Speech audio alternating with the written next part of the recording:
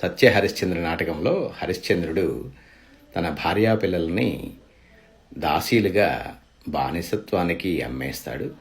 తర్వాత తనను తాను కూడా బానిసగా అమ్ముడుపోతాడు బాకీ తీర్చడానికి. నోటి మాటతో చెప్పిన ఒక మాట మీద నిలబడి ఆ సత్యానికి కట్టుబడడానికి తన సర్వస్వము కోల్పోయి చివరికి తనను తాను కూడా ఒక కాటికాపరిగా అమ్ముడుపోతాడు. ఆ కాటికాపరి ఉద్యోగం చేస్తున్నప్పుడు గతము తలుచుకొని బాధపడుతుంటాడు. అది ఎలా ఉందో ఇప్పుడు చూసుకుందాం. అయ్యయ్యో, ఎంత వైపరీత్యము జరిగినది, ఎంత వైపరీత్యము జరిగినది. ఎప్పటికైనా శుభములు రాకపోవునా అనే ధైర్యము కూడా అంతరించిపోయినది. బ్రతికి ఉన్నంత వరకు దేవికా దాస్య దుఃఖంబును, నాకీ కాటికాపరి ఉద్యోగంబును అవశ్యానుభోక్తంబులే కదా. అకటకట అకటకట మందభాగ్యుండునైన నా చింతమునకు శాంతి ఎప్పటికి. ఇక శాంతి కాక మరేమున్నదులే. నానాటన్ పరిపాటి ఆనాడు నా భార్యాపుత్రులను కాలకౌశకునికి విక్రయించిన నాటి నుండి నేటి వరకు గతము తలచుకొని వగచుచుండుట ఇది నాకు నానాటన్ పరిపాటి.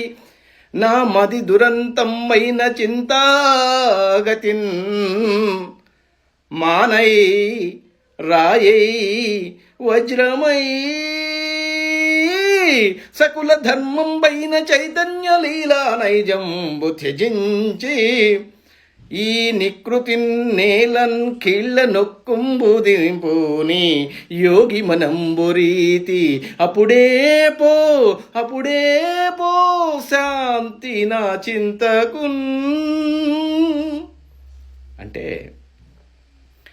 బ్రతికి ఉన్నంత కాలం వరకు నా భార్యకి ఆ బానిస బాధలు, నాకు ఈ కాటికాపరి ఉద్యోగము మాత్రమే నిజము.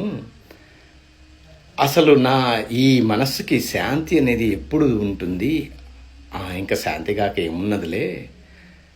ఆ రోజు నా భార్యాపుత్రులని వాళ్ళకి అమ్మేసిన దగ్గర నుంచి ఈ రోజు వరకు గతాన్ని తలుచుకుని నా మనస్సు మాన్ అయిపోయింది. మాన్ అంటే చెట్టు బాగా పెద్దదైపోతే దాని రూట్ కాండము చాలా గట్టిగా చాలా లావుగా అయిపోతుంది.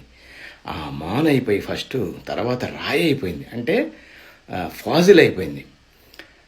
ఇప్పుడు వజ్రం అయిపోయింది. అంటే వజ్రం కంటే గట్టి అయిన పదార్థము ఈ ప్రపంచంలో లేదు. అంత గట్టిగా అయిపోయి ఇంకా చచ్చిపోయిన తర్వాతే నా మనసుకి శాంతి దొరుకుతుంది అని చెప్పాడు హరిశ్చంద్రుడు.